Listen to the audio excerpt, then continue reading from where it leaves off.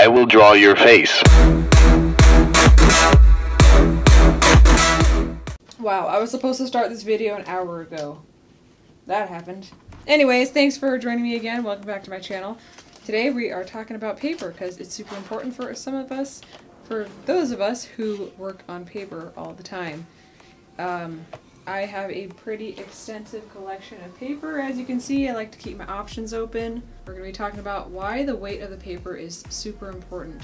It does affect how you draw and what type of pressure to use on the paper, how many layers you can do, whether or not the paper stands up to wet or dry media. I think it's really important that you have like a basic knowledge of how paper works and how it's weighted and stuff like that. It's not going to be a super in-depth tutorial because I don't have that kind of time. I don't have that attention span. I don't know why my cat keeps rubbing her face on the tripod. Stop it! Quit being obnoxious! And she has the nerve to hit me. First we're going to start out with sketchbooks. The first sketchbook I have is this Canson drawing pad. Okay, so that's what it looks like. This is just one I use for everyday drawing. I've done a few pieces in here. I usually rip out the pencil drawings and put them in the portfolio. I think this one was around $6 or $7, and I spilled coffee on it in my backpack, so I mean I still use the paper. The whole thing isn't ruined, which is good.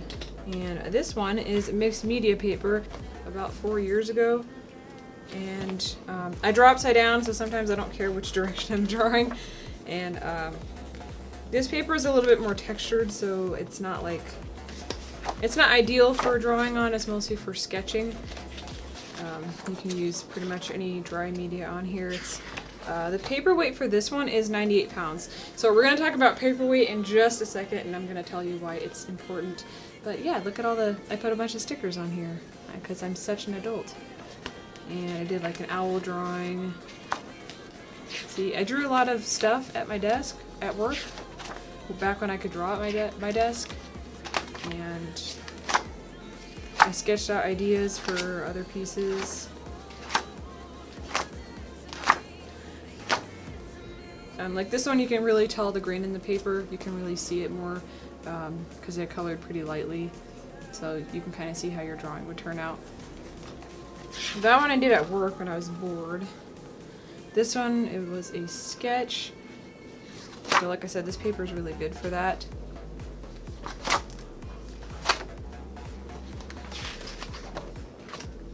And I always draw upside down, so I don't know. And this is the one where I did my sketch of the white rabbit. That was my preliminary layout for the drawing.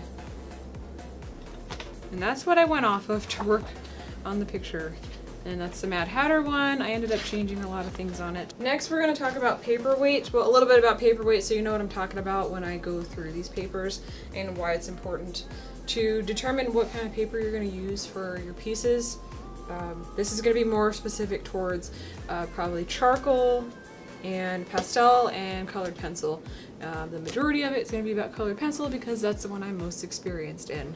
So paper weight, I don't know if you've ever seen on a sketchbook where it shows down here, it shows the weight of the paper. So let's see if we can get it in focus. Right here. Okay, so this is the weight of the paper. This one is 270 grams per square meter, and I'm gonna tell you guys what that means. So this is from the Strathmore website. I did a little bit of research and took some notes because I wanted to know exactly how they weight paper, and there's actually a couple of ways, but the most effective and precise way to get the paper weight is to use grams per square meter. So again, this is from the Strathmore Paper website. I use their paper most often, so I just think it would fit to kind of explain to you how they determine the weight of the paper. So the way they determine the weight of the paper, like I said, is measured in grams per square meter. They take 1 square meter of paper. So paper weight, it doesn't necessarily mean that one quality of paper weight is better than another quality. like the numbers don't really mean anything. It's just to give you an idea of what types of media you can use on paper. So for instance, tone gray paper, the weight of this paper, as you can see, is 118 grams per square meter. And it's a really lightweight paper. So this one you can pretty much use any light media. It's pretty thin. Whereas the Bristol paper, this one is 270 grams per square meter. This one is a lot heavier paper weight. This is what you could use for colored pencil. I think you can use it for ink. It's really thick. It's almost like cardstock.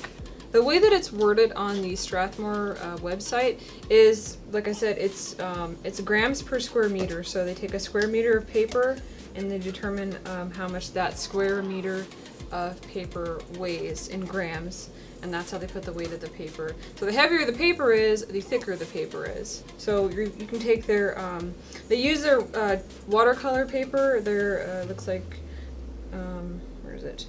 The Aquarius 2, and you put it against the drawing paper. This paper is obviously going to weigh less than watercolor paper because watercolor paper is meant to hold a lot more water. It's heavier weight, so that way the paper will still be intact when you use all of that watercolor.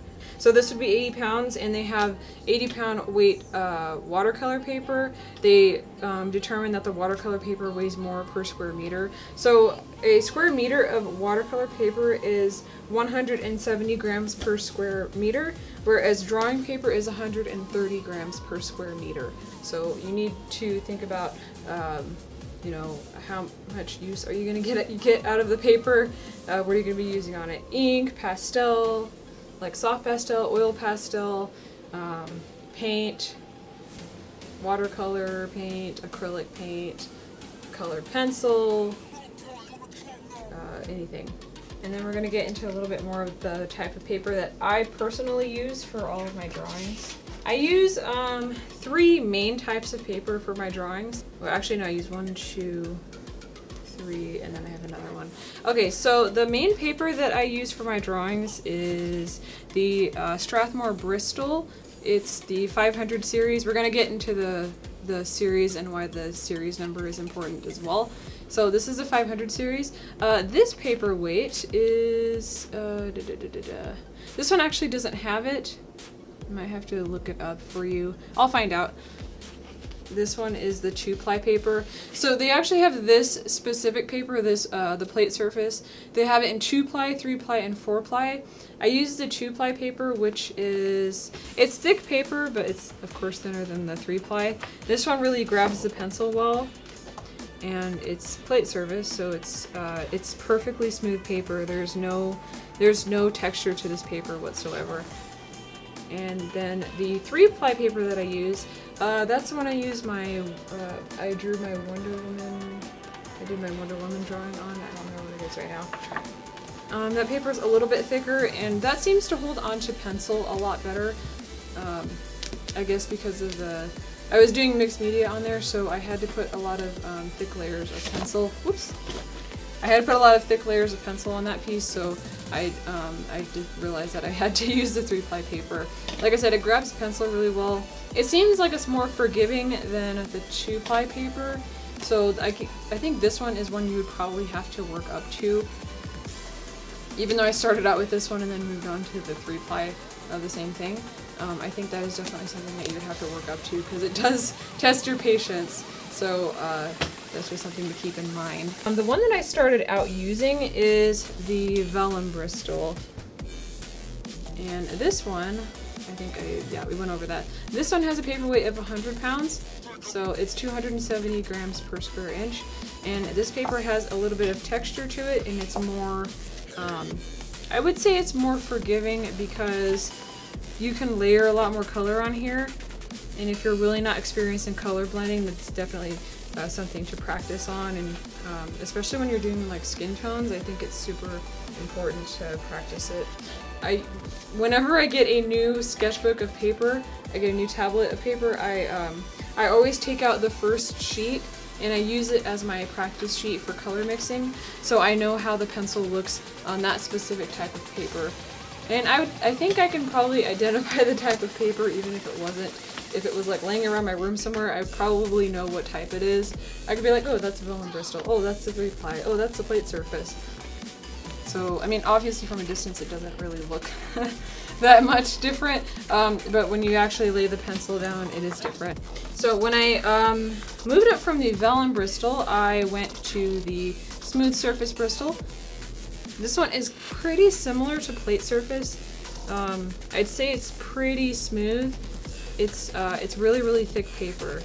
The weight of this paper is also 270 grams per square meter, and this one is actually really great for portraits. It's great for if you're coloring like 3D cartoon characters. It doesn't chew away at it doesn't take away from the pencil. It doesn't make your pencil too crumbly, so you can get some really precise lines on this one. The Tone Gray, I really don't use this paper very much because I don't know. I haven't really done any pieces that really required this paper. So, I mean, that is something to do for the future. I do want to do some more charcoal drawings because I really like doing the charcoal skulls and the still lifes, and I think those are most relaxing for me because I can do them at my own pace. I don't have to do it for a time lapse. But this one is 118 grams per square meter, so it's the same actual paper weight, but the weight per square meter is a lot more lightweight. And that's what the paper looks like. It's got a little bit of, you can see the fibers in there. I've seen people do a lot of really cool stuff with this paper. I mean, there's some pretty awesome pencil drawings, colored pencil drawings. This doesn't really let you layer that much. They did come out with a mixed media version of it, and I do want to get that and add it and try it out. This one is still good for light sketching, and like I said, I don't really do many portraits on here, but if you ever happen to get this paper, I would definitely try it out if you do a lot of colored portraits, because the faces of the people, they really stand out on this paper. Look at all this paper I have. This is just the tablets. I have several sheets, large sheets of paper, because I usually buy the really large sheets because they only sell this particular brand of paper. This type of Bristol, they only sell it in the 11 by 14, and I think yeah, I think that's all I have in them. And maybe 13 by 17 or 14 by 17, I'm not sure. I really love looking through scrapbook paper because it gives me ideas for more drawings just because of all the cool patterns that I see. This one is textured, and some of these are, I don't know, that's not supposed to have glitter on it. Anyway, some of these are, they just sell them by individual sheets. And then the ones I have here, I got these all at Walmart. I think they're only $5 each, and you get like 50 sheets. For pastel, I'll usually put some kind of workable fixative down. It's usually hairspray if I'm going to use pastel and charcoal, or I just use like the regular fixative spray. I just spray a light layer, and that way stuff sticks to it. I don't use hairspray for my colored pencil pieces, but I'll use it for this. And this one I kind of like because it has the writing on it, and I think something in black and white would show up really well. But yeah, this is kind of like where you get ideas for drawings. Pretty cool.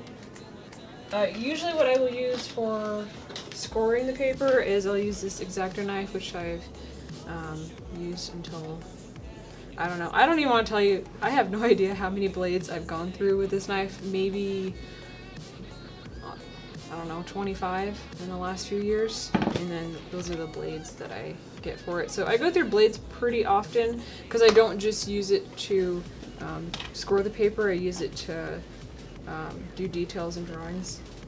And then I also have this, which I got at Home Depot, a stainless steel knife. And this really helps with getting really precise cuts on the paper because the blade is a little bit thicker than the X-Acto knife, and then I have the replacement blade here. It's pretty useful. Thanks so much for joining me, and I hope you guys liked the video. You can leave comments below on more videos. If you want me to do more tutorials, just leave it in the comments below and I'll see what I can do.